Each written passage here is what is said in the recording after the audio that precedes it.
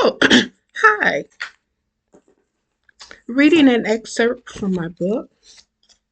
Hey, granddaughters. Thank you for teaching me about this whole new world.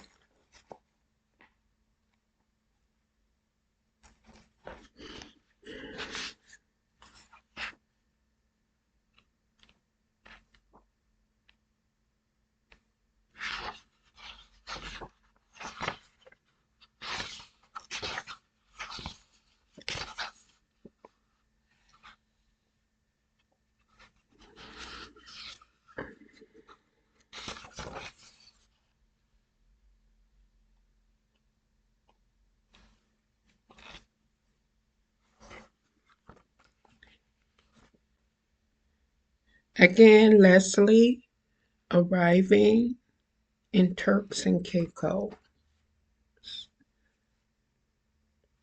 The fact of the matter was that as this Tyrone had a wife, she had a husband. She too was married, well, at least in theory, when she escaped from Chicago on the first thing smoking and able to take her the farthest away from the Windy City. She didn't even wish to think about him, so she planned to conveniently remove him from her memory for a few days at least.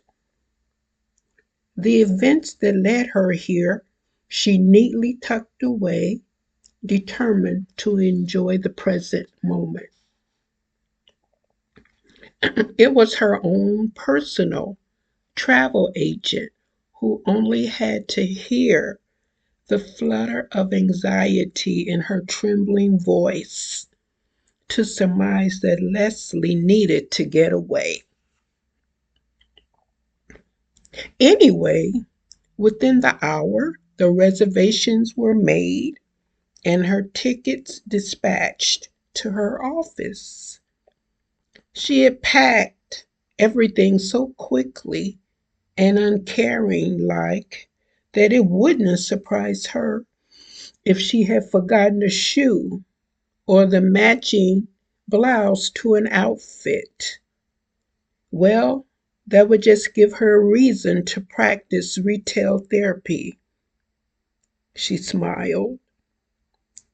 To not see her husband's face, nor have the slightest possibility of running into him, was her sole objective. She hadn't waited for any excuses or even received any of his calls, texts, or voicemails. Yep, a plethora of ways to avoid a person nowadays. She, of course, erased all his emails, sound unheard. Right now, she couldn't predict her actions. She knew herself well enough to sense that the only cure for her leaving everything on hold so rashly was to put some distance between them. That's what she found so healing about jogging. She could leave her problems and issues behind in the past where they belong. At the same time, her level of metacognitiveness questioned the logic of her actions, paralleled her emotional state of being.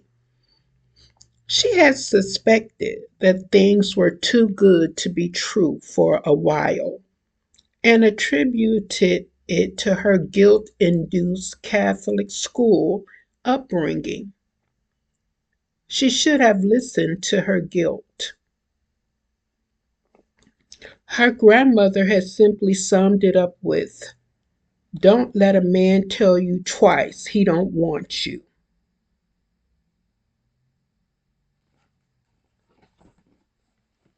I've read from one of my books.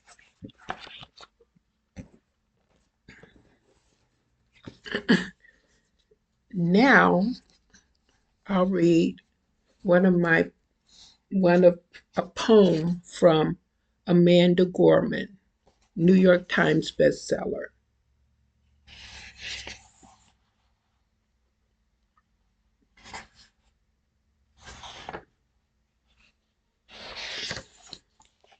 And it's called Memorial.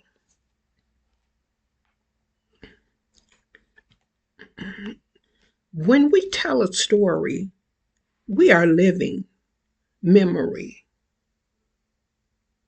In ancient Greece, the Muses, the dainty footed daughters of memory, were thought to inspire artists.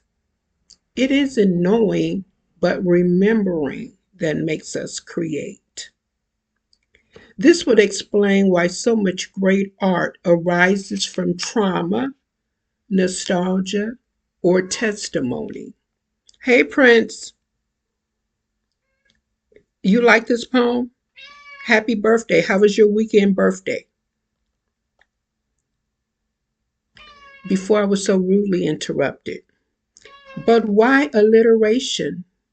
Why the pulsing percussion, the string of syllables? It is the poet who pounds the past back into you.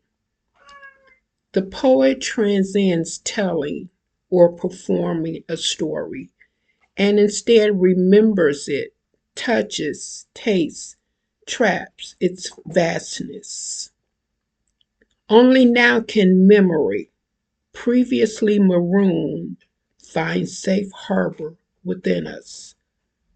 Feel all these tales crushing our famished mouth.